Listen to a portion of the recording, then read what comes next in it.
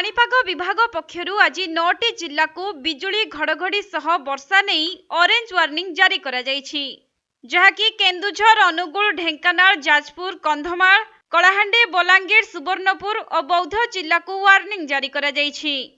तेबे twin city Cuttack और भुवनेश्वर सहित राज्यर 7टी जिल्ला रे प्रबल वर्षा जारी रहिछि। बिजुली घड़घड़ी सांगकु वर्षा लागि रहिबा फଳରେ जनजीवन प्रभावित होइछि। तेबे गतकाली कालबैशाखी प्रभाव में राजधानी समेत ओडिशार विभिन्न स्थान में वर्षा होइथिबा बेले नुआपड़ा जिल्ला रे व्यापक क्षयक्षति होइछि।